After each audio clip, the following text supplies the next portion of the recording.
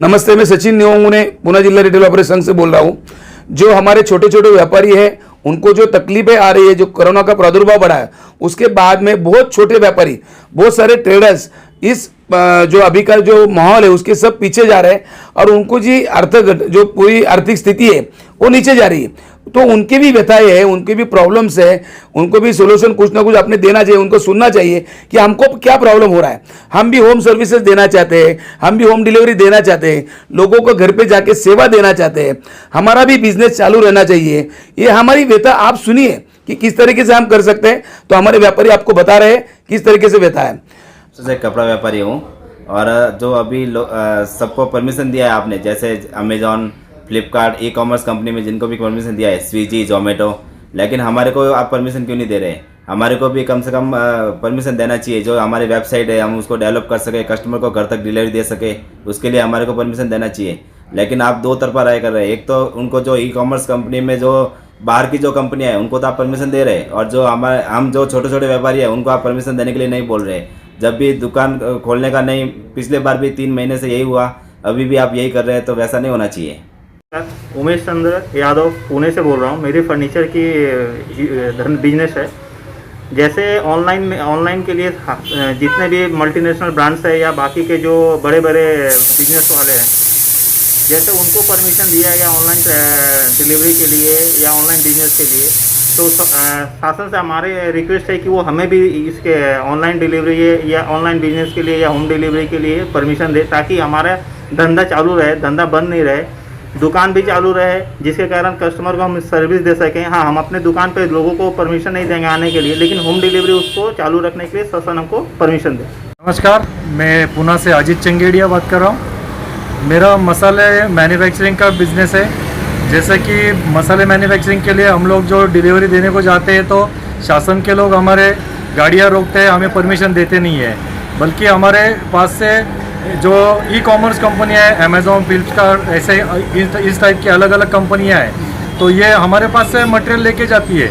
उनको परमिशन दी हुई है शासन ने, लेकिन हमारी माल की डिलीवरी हमारे छोटे छोटे व्यापारी लोगों को देने के लिए हमको इजाज़त नहीं दे रही है। तो नमस्कार, मेरा नाम विजय नरेला।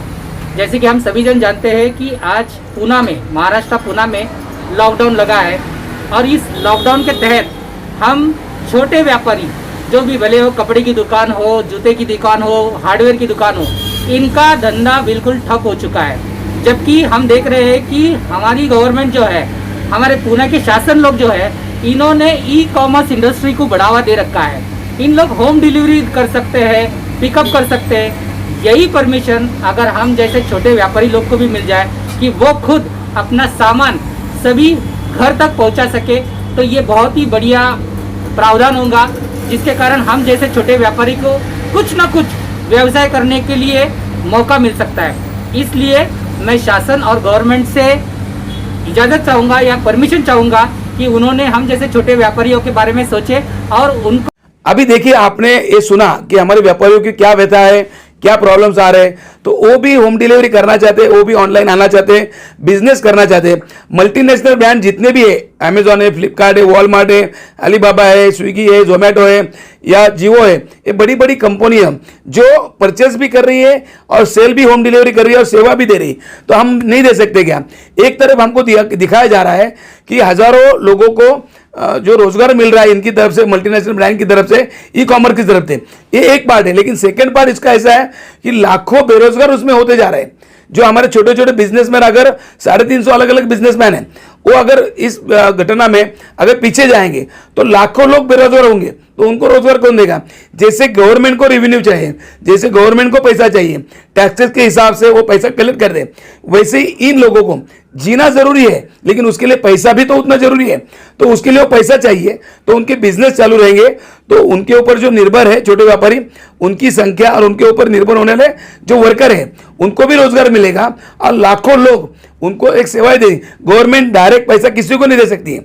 इसीलिए हम यहाँ पे रिक्वेस्ट कर रहे हैं कि इन छोटे लोगों की आपने व्यथा सुनी, उनकी समस्या सुनी, तो उनको भी ऑनलाइन में आने के लिए परमिशन दो और उनको भी सेवा करने की सेवा दो। और ये कोरोना के आने से पहले से ही वो लोग सुरक्षा के हिसाब से जो भी साधन है वो यूज कर रहे हैं। खुद की सुरक्षा करेंगे, नागरिकों की सुरक्षा करेंगे और सेवाएं भी देंगे और देश को चलाएंगे भी। क्योंकि देश में बड़ी तादाद में आज पूरे देश में कम से कम 10 करोड़ व्यापारी छोटे व्यापारी है और उस पर निर्भर जो छोटे छोटे वर्कर्स हैं वो कम से कम 40 करोड़ के ऊपर जाते हैं। तो ये भी मेजोरिटी आप देखिए ना, और इन लोगों को सेवा देने का एक मौका दीजिए और हमारे देश को बचाने के लिए ये बहुत ही जरूरी है। नहीं तो हम बड़ी मल्टीनेशनल ब्रांड के हाथ के एक पुतला बन जाएंगे, एक समस्या बन जाएंगे। तो ये हमारी व्यथा है। आप सुनिए, सचिन योंगुने, पुणे जिला रिटेल व्यापारी संघ।